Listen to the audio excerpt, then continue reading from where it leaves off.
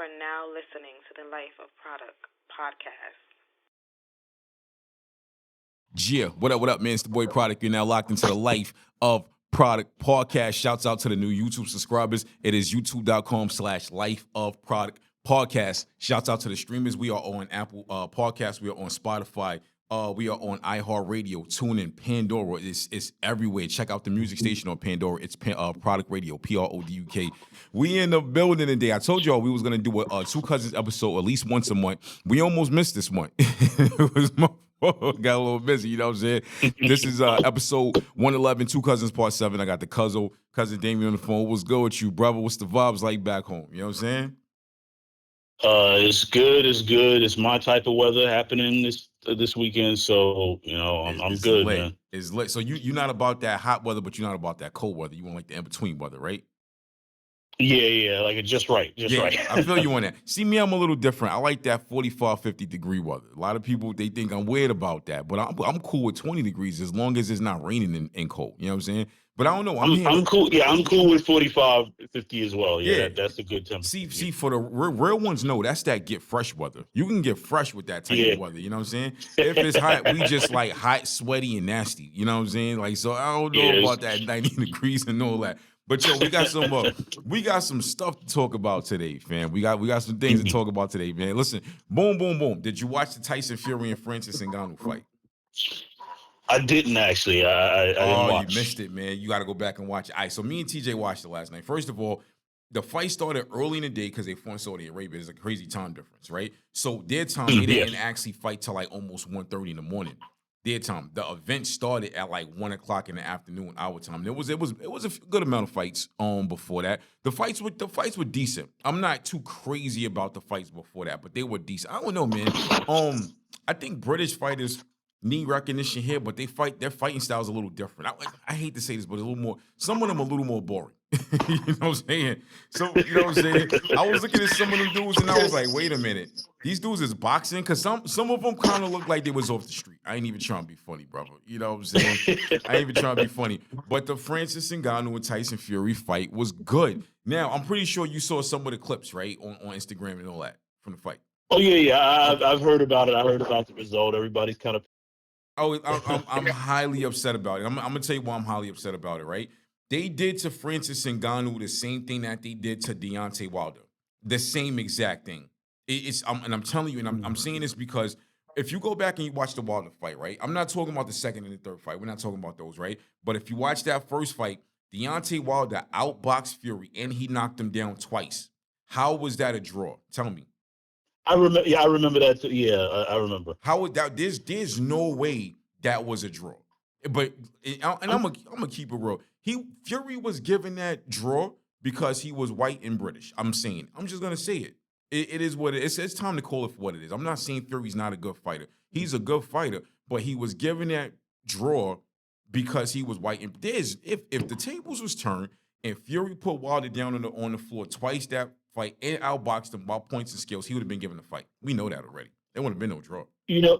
This is why I don't like with boxing. It's hard for me to get like heavily invested. Like I think I'm too invested because boxing. I think boxing to me is I don't think this is even a hot take to say this, but boxing is probably the most corrupt sport. It is. Oh, it definitely is. There's too many times that stuff like this has happened over the years in boxing. It gets frustrating. Like I bet money on that fight. Like no facts.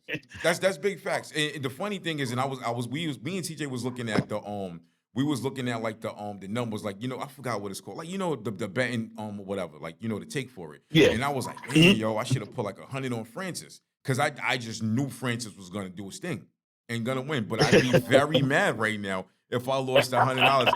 I would be very mad. I'm going to say this. Francis Ngannou outboxed Tyson Fury. Francis Ngannou, his life needs a movie, dog. They need to make a movie about this dude's life. So I don't know if you're familiar with his story, but he was from Africa. I forgot what part of I think Cameroon, something like that. He's from Africa. The dude jumped in the water and swam to get across from where he was at, because where he was at, I think like a lot of henchmen wanted him to be like a muscle man for them. He didn't want to do that. He ended up going, I think, to Paris. He went to like Paris or something like that. He was like homeless at like 24, like homeless. Then he started training at 25. I think he's 35 or 37 now. So he's been, for the last 10, 12 years doing his thing, but his story is very incredible. And he started out as a boxer, but it's a little easier to get into MMA and whatnot. So that's what his story. That's how his story goes. There's everybody. The chips was against this dude from popularity wise. Tyson Fury's more popular. Real boxers were saying he was not going to do a good job. Terrence Crawford said Fury was going to beat him. So his dude just proved everybody wrong. You know what I'm saying? And I think that's incredible, man. I think when you go back and watch it, Fury started that fight out swinging. He ran out with a wild hook, hit Francis Ngannou. Francis Ngannou ate that. You can't just drop a dude like Francis Ngannou who fights in MMA and takes real punches with non-padded gloves, basically. It ain't happening. You know what I'm saying? It ain't happening. But Francis Ngannou dropped him, I think, in like the third round or whatever. And then Fury fought dirty. He hit him with an elbow. And he was trying that dirty stuff, but he pressed his body on you. And Francis Ngannou even said that before the fight. He's going to try to do that. You can't press your body and outwin an MMA fighter. MMA fighters get slammed. Not happening. Yo, funny part.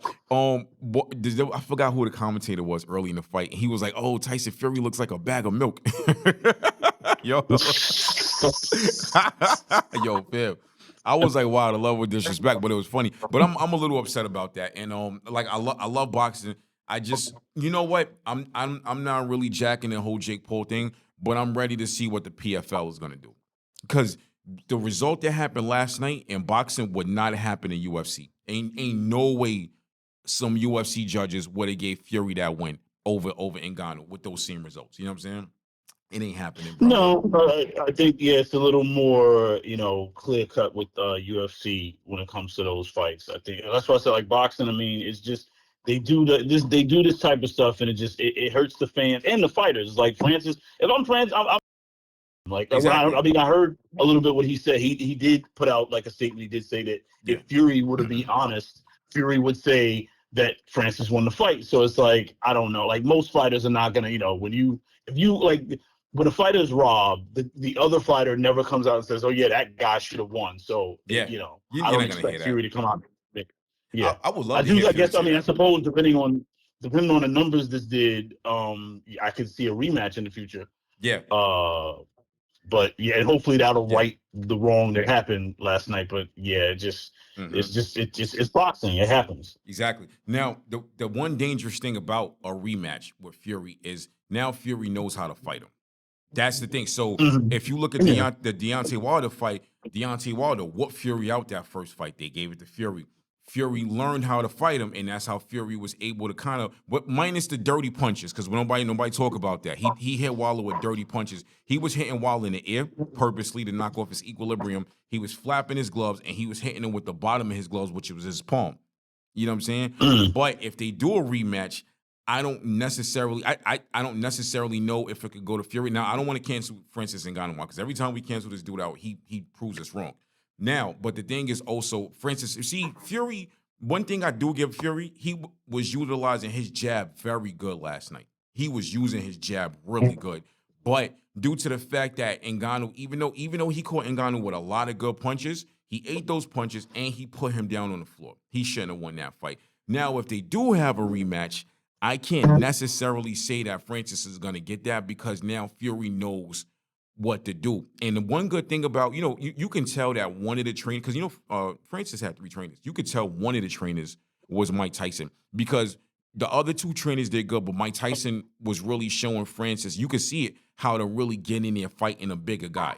Because it was hard for Fury to keep that gap open during that fight. And that's Mike Tyson only being like 5'9", 5'10". That's something he was able to do fighting a lot of 6'2", 6'3" heavyweights throughout his early part of his career.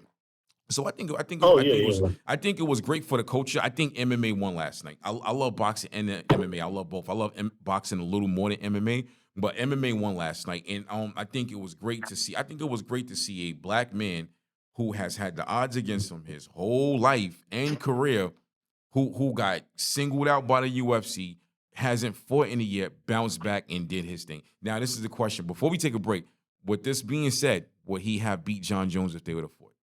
What do you think? Fury or Ngannou? Francis? Oh, he's a little, well, at least the last time I've seen, He's a little bigger than John Jones, if I'm not mistaken. Way big and way better that shape. does, I mean, look, that matters in MMA. And yeah, so I don't really know. That would be an interesting fight, but it's a tough one to just predict. The thing is, John Jones is different, bro. He ain't normal. Yeah. John Jones ain't normal. I would love to just see that fight go draw because I would be conflicted. But here's the boy Produk, Life of Produk podcast. We got to take a break. I got the Cuzzo Damien on the show. This is episode 111, Two Cousins Part 7. We will be right back. Yeah, what up, man? It's the boy Produk. We're now back with the Life of Produk podcast. This is episode 111, Two Cousins Part 7. If you guys need advertising, sponsorships, interviews, hit me up. It is lifeofproduk@gmail.com or Korporate.Ent@gmail.com. Gee, I got the Cuzzo Damien on the phone, man. I told you we got some stuff to talk about today. I want some of your unfiltered opinions. I want to talk about the KeefeD stuff and the Tupac stuff. Can we get into that? Because we got to talk about this. Yeah, man. That's the hot topics of the day. Yo, okay. All right. I want to before I want your unfiltered opinion, but I want to give you mine first, if that's cool, right? This is how I feel about that situation, right? I'm a big Tupac fan. I still listen to Tupac music to this day. I listen to his music once a week. I was the only dude on my block playing Tupac music when the war was on, right? But if Diddy greenlit it, I'm not mad at it. And this is why I'm going to say I'm not mad if Diddy greenlit it. Imagine this. Imagine you're a 25-year-old upcoming music mogul. You're a millionaire. You're taking care of your kids. You're taking care of your girl. You're taking care of your moms. You got the biggest artist from the city. You are making dreams come true. You have like 100 employees on you. And these dudes that you was once friends and cool with are threatening to kill you on record. They threatening to hurt and kill you in interviews. They try to run down you at an award show. And it was said that at a party, they tied down one of Diddy's security guards, beat him, and made him take shots of urine because he wouldn't give them the address to Diddy new mansion in L.A. So before people criticize me for saying this, or before they criticize Diddy for allegedly doing what he did and giving a green light for the Tupac murder, think about that first. Because at the end of the day, you can't just go around threatening grown men and thinking ain't no consequences gonna come with this. Is bigger than rap. You know what I'm saying? If a person rap song, interview, text message, tell me, oh, I'm gonna do such and such to you, I'm taking that serious to the extreme. But what's your take on it? I do like your point, because I do think you have to, like you said, with grown men, also at the time, you got to remember these dudes most of these cats were, with the exception of Suge, I think, everybody was in their 20s. They were young, dumb, rich, and let's be honest, ignorant. Like these are some young, dumb, rich, ignorant, who came from certain circumstances, who still had a certain mindset. Now, my take is this. We're not going to act like, people need to stop acting like Diddy hasn't before. Thank you. Thank you. Well, at least, actually, I can't say we all, at least you and I remember from our generation, we remember the Steve Stout incident. Yeah, we do. With the champagne bottle. We remember even years after that, where something with one of his sons, and like the football coach to his son's college team or something like that. And don't forget the boat incident when the dude Shakir Stevenson, what was his name? The dude that was Shakir something that used to be the president of Def Jam after Jay-Z left.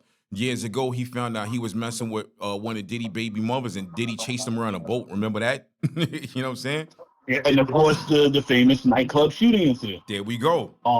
This is not like, people are not like certain, like people get labeled as innocent or certain, like they have a certain image. But look, I'm not saying he did, like, this is all alleged, but look, I wouldn't rule it out that Diddy did this. Like, I'm not saying he did, but I'm just saying I'm not going to be shocked if the truth comes out and it leans that way. And I'm not mad at it. But also another side of it also is KeefeD could be lying. Like, you know what I mean? We can't necessarily just take this guy's word on it. We can't. So it'll be interesting to see how this plays out. You know what I think too? I think there's a lot of detail to it. Like, I listen to KeefeD talk, and it seems like there's been holes left out from different interviews. Like I've heard people say he's given different recollections of the story.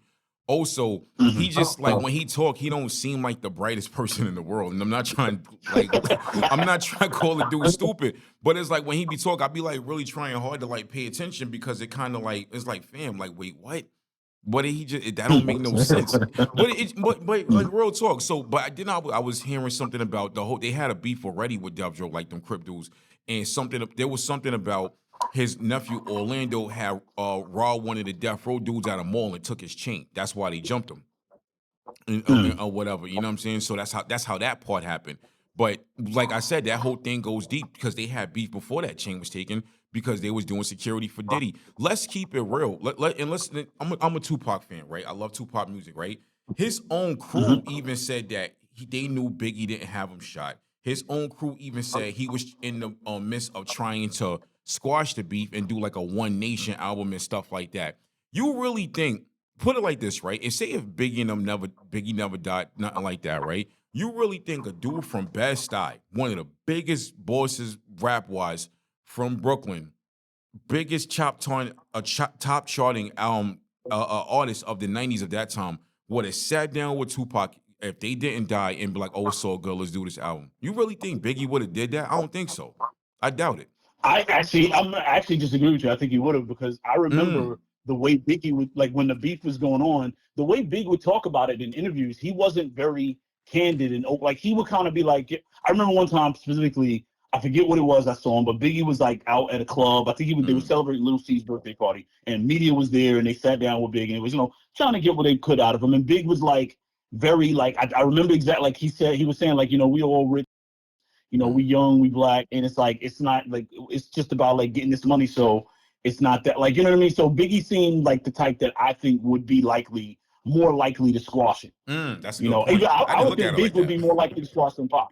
I didn't look at it like that. Pop to squash it, I think. And because it's Big, crazy. Like, I don't think either. You might have a point, because any time there was like an interview with Biggie, he never said nothing negative about Tupac.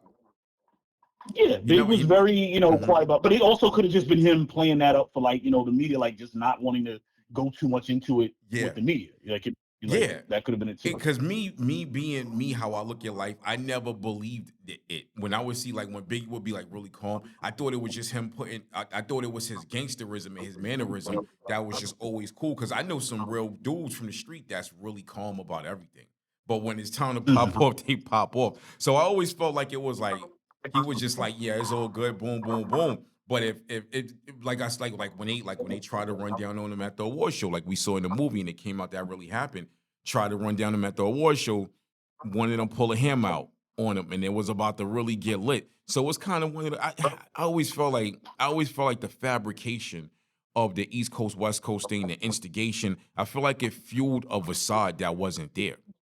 It put like this cloud of super gangsters over Death Row and them, and it was like, fam, it just recently came out in within the last year or two that a lot of accounts with them trying to approach East Coast artists, it didn't go so great with them. Look at what happened, the story with Cameron when he said he spoke to Suge Knight and he was with it. You know what I'm saying? So it, like, because we didn't have social media back then, we didn't have internet, there was no YouTube, no World Star. So these stories, we never heard these stories until recently. Right. And I saw somebody trying to say, oh, why everybody want to tell these stories now that Suge Knight is locked up? And no disrespect to Suge Knight. I do think at a certain point, we have to look at what he has done for hip hop, because without him, there wouldn't have been the Snoop Dogs and stuff like that. There wouldn't have been the Dog Pound and stuff like that. But we need to just stop acting like these dudes was like on the East Coast, these super gangsters that was just running everything. They weren't. And I'm saying that respectfully. At the end of the day, we're all human.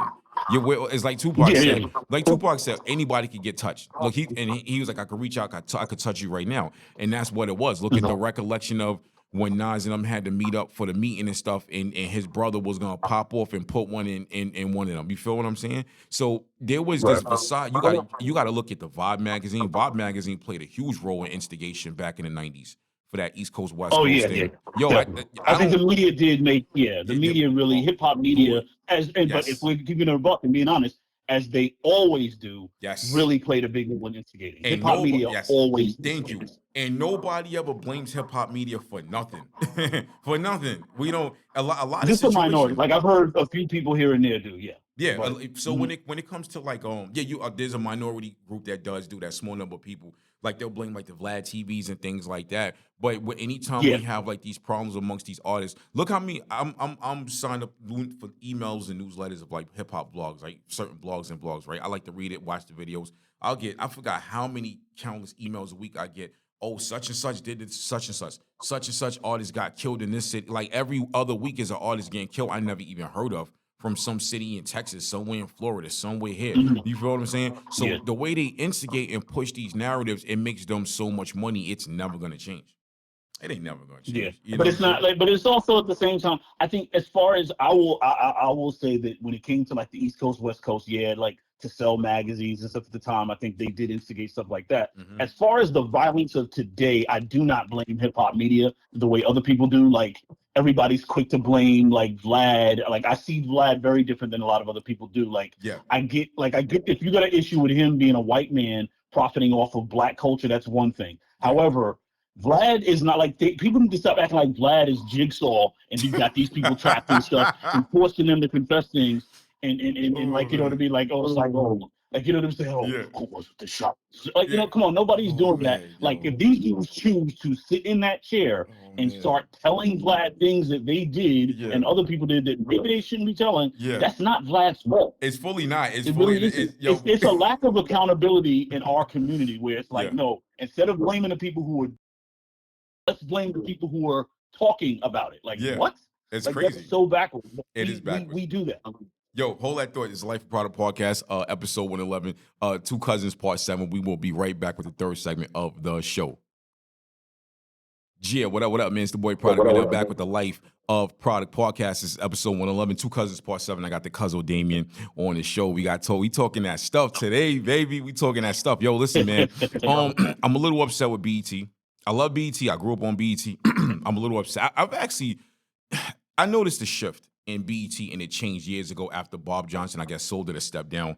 And there was another person, I think a lady had taken over, and I'm not trying to make this sexist or nothing like that, but that's when we started seeing a lot of the hip-hop shows being taken off TV. Rap City was going, Hits was going, 106 in Park, got drug out as long as it could. That got taken off. And all we did was see Baby Boy and Tyler Perry movies all day. I got issue with some of that stuff. I got an issue with, like, I'm not, shouts out to Young Miami, Carisha, whatever name she go by. I love to see a young mother taking care of her kids and providing. But I don't understand how in any way possible she got the award of #1 spot for top hip hop platform. How? Well, let me stop you right there. And let me this will be a hot take. And I really give no I don't give a about her being a mother. I don't give about her kid. She does not have an ounce of talent. And that's how she got that award. And it needs to stop. She barely puts out episodes. Like that award should have gone to Nori or Joe Budden. It should have gone to Drink Champs with Joe Budden. Like, I'm sorry, that's both like that was just nonsense. Yeah. And I get they're being nice to a lot of it. I know Nori was kind of having fun with it. Yeah. Joe was very classy about it, like having fun with it. But Joe was classy. I would be like, yo, this get her. Like enough is enough. Yeah. Like just because Diddy's busting you down doesn't mean you should start getting showered with awards. Like got it. And for the record, I'm gonna add some more sauce to it. I'm glad that album flopped last week too. I heard the sales are terrible and numbers terrible. And they're trying to blame timing and the label. It's like, no, people are just realizing y'all make music that's trash. Yes. Like Ice Spice, say what you want about her. Her music is, I would rather listen to Ice Spice. I'm rocking with Ice Spice, brother. I'm rocking with Ice. I don't care what nobody say. I am too, All I want to hear is stop playing with them, Riot, and the beat drop. You know what I'm saying? You know they be doing the drill, so you hear that. I'm ready. I'm with it, son. I'm with it. Let's get it. Yo, I be telling people right now, I like the way Ice Spice went about everything because she did what everybody was doing, but put her own sauce in with left field with it. So she took the drill sound, but she made it cute. She knew that from the way she looked. And honestly, she's not a bad rapper. She knew like her skill talent. And I love the fact that Ice Spice owns her masters. She knew the business part. She took it and ran with it. She recognized that she had the right package. I think she's very smart. She's very self-aware. Oh, yeah. Very humble too. Like when she speaks and stuff about her career. Like she said the other day, she was like, listen, she's like, look, I know I'm not a lyrical artist. Like but that's not what I'm trying to do. I want to make the catchy stuff like that. Like the lyrical stuff is cool. Like, but I'm aware that that's not me. Like I like that she's self-aware and humble like that. It's dope, man. You know when I was back to the BET list, right? Because I got some stuff I want to say about that. BET really disappointed me with that. BET is disappointing me the same way the Double XL has been disappointing us for umpteen years with these stupid freestyles. It got at a certain point we got to talk about it. We got to talk like it's time to like take the veil from over the face, and it's time to show the ugly side of it. We need to stop being nice. We need to stop going a PC political route, and we need to be adults and call this for what it is. Right? The fact that they didn't even put New Rory and Maul on that is crazy to me. You know what I'm saying? They should have. Yeah, I agree. Should have been they on should have been in there too. Shouts out to All Hip Hop and Hip Hop DX, but I have not been on All Hip Hop and Hip Hop DX in a long time. Like, when the last time you I didn't even know it was still around. I didn't know it was still around either. And now, mind you, I used to get emails from it, but I didn't know it was still around. Son, allhiphop.com was holding us down for years, giving us new everything. And you know what I'm saying? But so I feel like for them to throw that in there, what you got these podcast / video platforms is crazy to me. I don't know who made that decision, but that was wild. Then my thing is, why was Math Hoffa not in that? That's crazy to not put Math. Let me tell you something.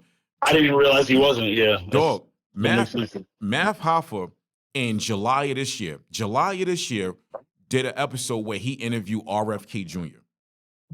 He interviewed RFK Jr. RFK Jr.'s pops was president. His uncle was president. His pops and uncle were both assassinated. RFK Jr. is running for president, but you gave it to Young Miami. You know what I'm saying? Nah, brother. I'm gonna say it like this, and I'm gonna say it respectfully. I think whoever's running that, whoever made that decision is I'm not sexist. Y'all know I'm not sexist, right? But I feel like either an uninformed female who don't know nothing about hip hop or the culture at this time, or a gay dude made that decision. I said it. You know what I'm saying? Can we call it for what it is? Cause ain't no grown man who knows what's lit right now with hip hop gonna make that decision. No. Come on, son. Like, really think about it. And no disrespect to her, but fam. Unless Diddy went in those offices with a champagne bottle or something like that. He took a champagne bottle up somebody's head. Yo.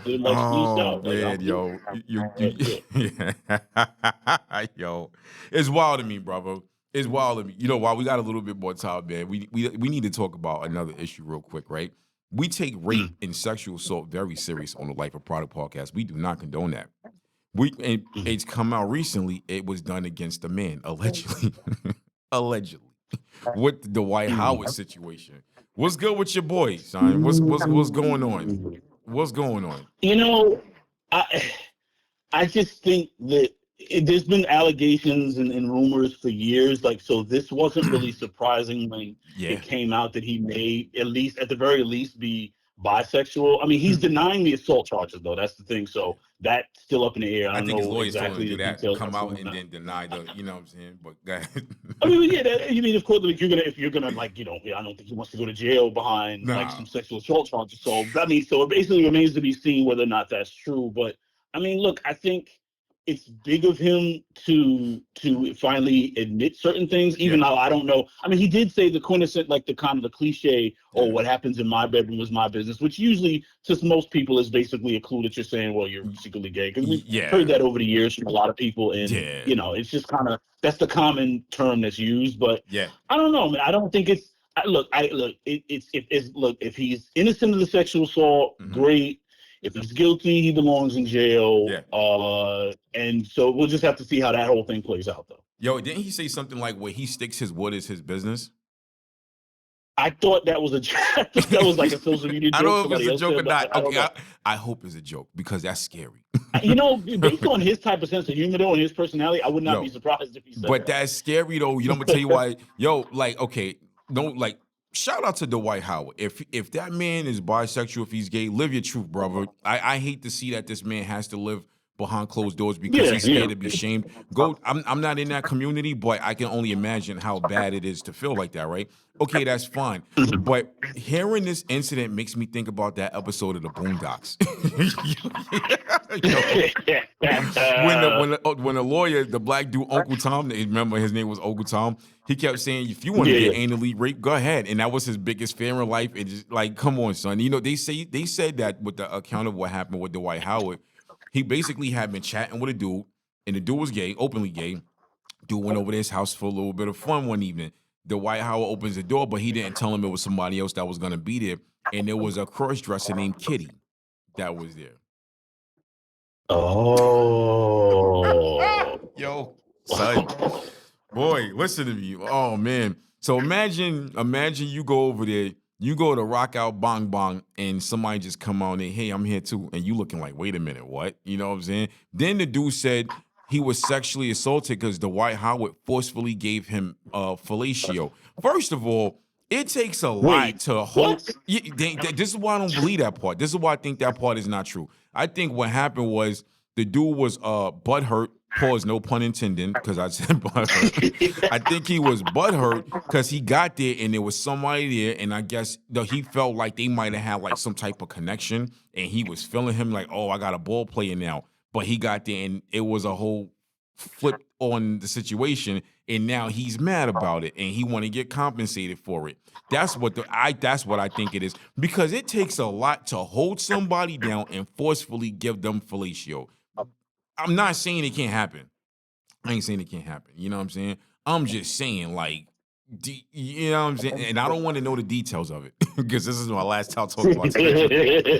This is my last time talking about the situation, yo, because it's kind of scary. Let's keep it real. It's kind of scary. You know what I'm saying? But here's the boy Produk, LifeOfProduk podcast. Cousin David called this show. You got to come out here this winter, man. You got to come out here and get in the studio and get on camera and rock out with me. You know what I'm saying? Yeah, that's definitely on my to-do list. Yo, we're gonna do it. You know what we're gonna do? We're gonna, after the holidays, after Christmas or whatever, between June and February, come out here, let's rock out. We're gonna knock out like 4 episodes. You know what I'm saying? Bong bong. G is the boy Produk, LifeOfProduk podcast, episode 111, Two Cousins, part 7. I'm out, baby. Gia. You are now listening to the Life of Produk podcast.